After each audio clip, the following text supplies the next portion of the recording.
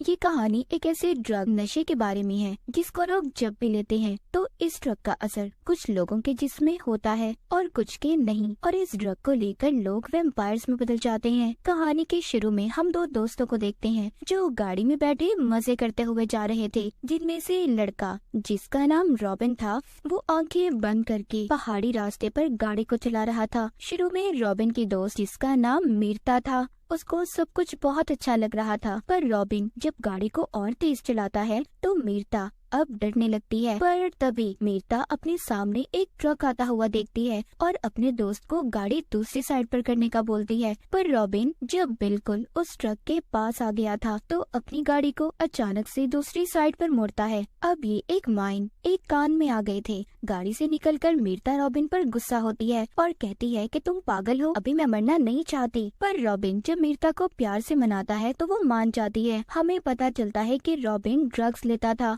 वो यहाँ पर भी ड्रग्स लेने वाला था। मीरता जब ये देखती है तो जिद करती है, कहती है मैं भी इस ड्रग को लेना चाहती हूँ। पर रॉबिन उसे कहता है, मीरता देखो मेरी जान, ये ड्रग्स बहुत अलग है, खतरनाक भी, इससे तुम्हारा दिमाग भी फट सकता है। मीरता रॉबिन से वादा लेती है कि ये ड्रग लेने के बाद तुम कभी भी इस ड्रग को नहीं लोगे, क्योंकि वो उससे बहुत ज्यादा प्यार करती थी और साथ ही रॉबिन के साथ जीने मरने की भी कसम खाती है। फिर जिसके बाद दोनों उस ड्रग को अपनी आंखों में डाल लेते हैं। उस ड्रग को लेने के बाद उनकी आंखों से काले रंग का लिक्विड निकलने लगता है। रॉबिन उससे कहता है हम दोबारा फिर मिलेंगे। अगले सीन में हमें दिखाया जाता है कि मीरता और रॉबिन की लाश हॉस्पिटल में पड़ी थी, जिसको बाहर खड़े मीरता के मॉम डैड देख रहे थे और अपनी बेटी की मौत से बहुत ज्यादा दुखी थे। इसका मतलब ये था कि उस ट्रक को लेने के बाद दोनों की मौत हो चुकी थी, दोनों मर चुके थे। पर यहाँ पर हमें पता चलता है कि रॉबिन की लाश को लेने कोई भी नहीं आया था और सब कसूरवार मीरता की मौत का रॉबिन को ही समझ रहे थे। फिर जिसके बाद हमें एक कब्रिस्तान दिखाया जाता है जहाँ पर मीरता और रॉबिन को दफन किया गया था। उनके साथ ही और भी टीनेजर्स जवान लड़के लड़कियों की कब्रें थी। उनकी मौत भी इसी ड्रग को लेने की वजह से हुई थी। तभी मीरता की कब्र से आवाज आती है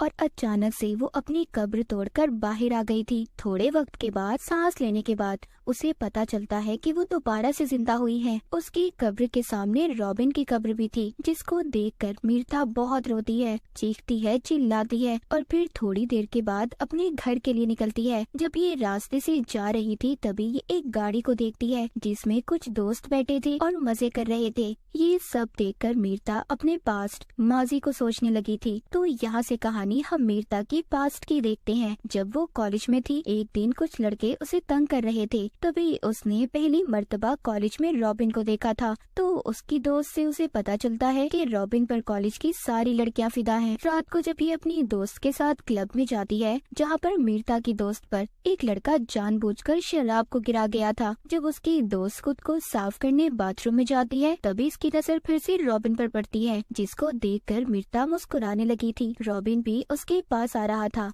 जिसे देखकर मीरता भागने लगती है और ये उसको गोद में उठाकर क्लब में लाकर डांस करने लगता है। एक दिन रॉबिन जब इसको रात को घर छोड़ने गया था तो यहाँ पर वो इसके घर जाने की जिद कर रहा था, पर मीरता कहती है देखो बात को समझो, मेरे मॉम डैड घर पर है। रॉबिन भी सब समझकर मीरता को प्यार से देखता हुआ चला जाता है और मीरता झाड़ियों से होते हुए अपने घर में आ गई थी। अब सीन दोबारा से प्रेजेंट यानी के मौजूदा वक्त में आता है। मीरता अपने ख्यालों से बाहर आ चुकी थी, वो उन्हीं झाड़ियों से होते हुए वापस से अपने घर में आ गई थी। मीरता अपने घर आकर फ्रिज से कुछ निकाल कर खाती है, फिर अपने मॉम डैड को देखने जाती है जो अपने कमरे में सो रहे थे। जब ये अपने कमरे में जा रही थी तो इसकी मॉम की अचानक से आँख खुल जाती है। वो जब अपनी बेटी को देखती है तो मीरता के पीछे पीछे आने लगती है, पर मीरता अपनी मॉम को देखकर दरवाजा बंद कर देती है। उसकी मॉम जब दरवाजा खोलने का कहती है तो अपनी मॉम को ऐसा कहते हुए देख वो दरवाजा खोल देती है। उसकी मॉम जब उसको हाथ लगा रही थी तो उनको उसका जिस्म बिल्कुल ठंडा लग रहा था। यहीं पर मीरता के डैड भी आ गए थे,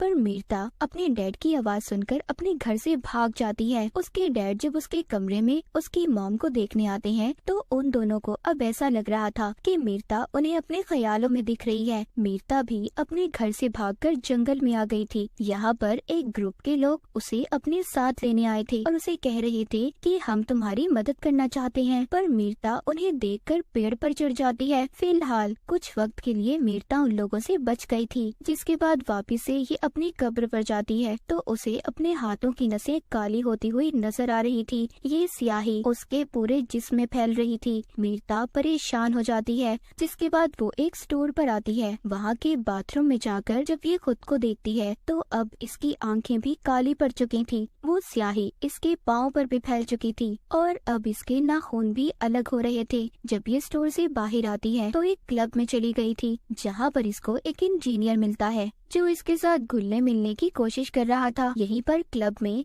ये रॉबिन के दोस्त को भी देखती है। अब ये उससे बचने के लिए ये उस इंजीनियर का सहारा लेकर क्लब से बाहर आ गई थी। उधर दूसरी तरफ मीरता की मॉम जो अपनी बेटी की मौत के सदमे में थी, तभी उनके घर पर एक आदमी आता है जो बताता है कि आपकी बेटी मीरता जिंदा है, वो वापिस आ चुकी है। और मौत से जागने के बाद वापिस से लोग सबसे पहले अपने घर में ही आते हैं। ये आदमी दरअसल उन्हीं लोगों का लीडर था जिनको हमने देखा जो मीरता को जंगल में भी ढूंढ रहे थे। मीरता के डैड उस लीडर से कहते हैं कि प्लीज हमें और परेशानी मत दें, हम आगे ही बहुत ज्यादा परेशान हैं। मेरी बीवी की तबीयत ठीक नहीं है। वो लीडर जाता हुआ मीरता के डैड से कहता है, अभी तो मैं जा रहा हूँ, पर हाँ मेरी बात याद रखिएगा, अगर मीरता वापस घर आई तो इस बार उसे अपनी बेटी समझने की गलती मत करिएगा, क्योंकि वो अब बदल चुकी है। उस आदमी ने मीरता के बारे में ऐसा क्यों कहा था, ये हमें आगे कहानी में पता चलेगा। उधर मीरता उस इंजीनियर को लेकर उसी जगह पर आ गई थी जहाँ पर ये रॉबिन के साथ आई थी।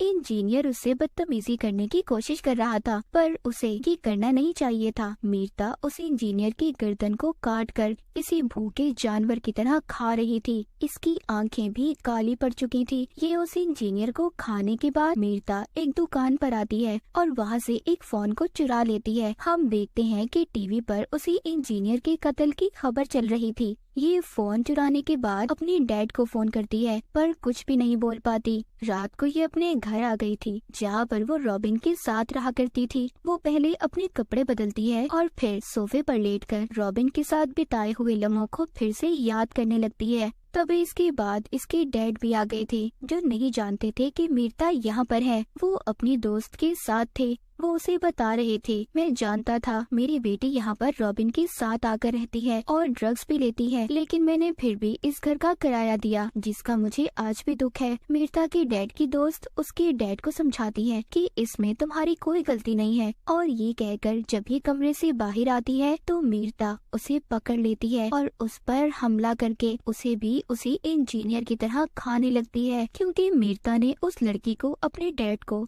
फड़काते हुए सुना था। इसका मतलब ये था कि मीरता अब एक वैम्पायर बन चुकी थी और ये सब सिर्फ उसी ड्रग की वजह से था जो रॉबिन ने इसे दिया था। खैर यहाँ पर जब इसके डैड आवाज को सुनते हैं तो आकर देखते हैं मीरता खून से भरी हुई थी। ये उसे देखकर परेशान हो गए थे। तभी इधर कुछ लोग आते हैं जो मीरता को पहले भी पकड़ना चाहते थे। ये यहाँ पर आकर गोलियां चला रहे थे, पर मीरता को इनकी गोलियों का कोई असर नहीं होता। पर बेचारे उन गोलियों की वजह से इसके डैड मारे जाते हैं। ये खिड़की से कूद गई थी। नीचे भी उस ग्रुप के लोग थे जो इस पर लगातार गोलियां चला रहे थे, पर इस पर उनका कोई असर नहीं होता।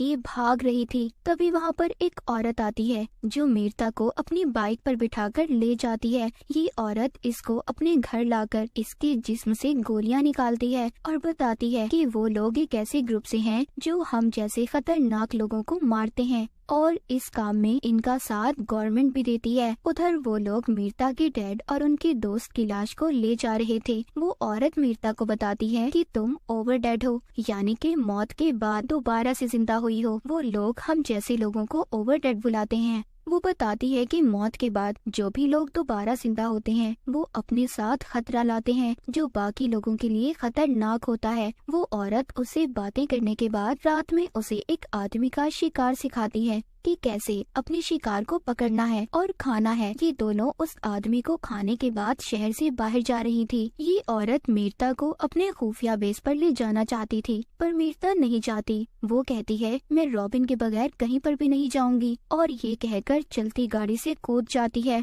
क्योंकि अब उसको मौत का डर भी नहीं था। उसे पता चल चुका था कि वो अब नहीं मर सकती। जिसके बाद ये दोबारा से कब्रिस्तान आती है, जहाँ पर रॉबिन का दोस्त उसकी कब्र पर बैठा रो रहा था। जब वो मीरता को देखता है तो हैरान हो जाता है। ये अब मीरता को अपने घर ले आया था। उसको बताता है कि मुझे रॉबिन ने बताया था कि उसे किसी जानवर ने काट लिया है। अब जब बातों बातों में ये मीरता के साथ डांस कर रहा था तो तभी मीरता की आंखें काली पड़ चुकी थी। वो वैम्पायर में बदल जाती है। जब रॉबिन का दोस्त ये देखता है तो अपना गला काट कर कहता है, मुझे भी वैम्पायर बना दो। पर मीरता तो उल्टा उसकी गर्दन से निकलता हुआ खून पीने लगती है। उधर वो औरत जिसने मीरता को बचाया था जब अपने घर जाती है तो उधर उसी ग्रुप के लोग थे, जिनमें से 2 को तो वो औरत मार देती है। पर उधर इनका लीडर भी था। ये उस औरत को बिजली के झटके देकर अपने साथ ले आए थे। जब मीरता कब्रिस्तान में दोबारा से जाकर रॉबिन की कब्र को देखती है तो उधर कोई भी नहीं था, पर उसके पीछे उसी ग्रुप का आदमी इसे भी बिजली का झटका देकर साथ ले जाता है। जब मीरता को होश आता है तो वो खुद को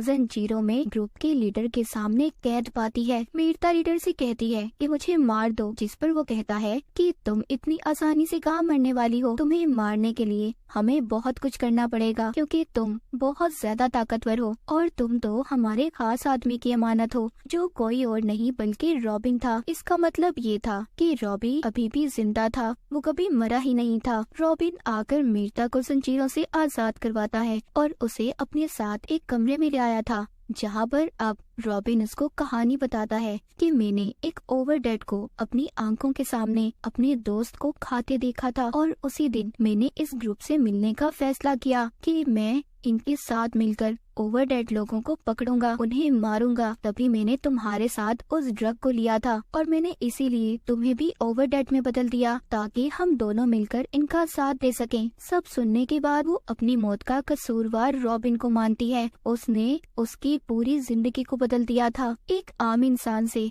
उसे एक इंसान खाने वाला हैवान बना दिया था। ये सब सोचकर उसे नींद नहीं आ रही थी, इसीलिए वो अब इस कमरे से बाहर आती है, जहाँ पर बाहर आकर ये उसी औरत की चीखने की आवाजों को सुनती है जिसने इसकी मदद की थी। ग्रुप का लीडर उसको बिजली के झटके देकर मारने की कोशिश कर रहा था। मीरता उस कमरे में आकर लीडर पर हमला करके उसे बेहोश कर देती है और उस औरत को बचा लेती है। जब ये उस औरत को बचाकर जा रही थी तो रास्ते में इन्हें दोबारा से ग्रुप के लोग मिल जाते हैं। ये दोनों को वापस से पकड़ लेते हैं। इससे पहले ये इन दोनों को वापस ले जाते तभी यहाँ पर मीरता इन सब को मार देती है। पर देखते ही देखते वहाँ पर और भी बहुत सारे आदमी आ गए थे। मीरता उनका भी बड़ी ही बहादुरी से मुकाबला करती है और उन्हें भी मार देती है। जब ये बाहर आकर गाड़ी में बैठने लगती है तभी वहाँ पर रॉबिन आ जाता है, जो कहता है क्या कर रही हो, ये मैंने तुम्हें एक तोहफा दिया है, तुम्हें ऐसा अपने जैसा वैम्पायर बनाकर। मीरता रॉबिन का गला पकड़कर कहती है, तुमने मीरता का खून कर दिया है और मैं अब मीरता नहीं हूँ। वो उसको बिजली का झटका देकर वहाँ से उस औरत को साथ ले जाती है। कहानी के आखिर में हम देखते हैं कि वो औरत मीरता को सिखा रही थी कि कैसे उसे अपने शिकार को पकड़ना है। मीरता को देखते हैं जिसे देखकर ऐसा लग रहा था कि अब वो बिल्कुल तैयार है और इसी के साथ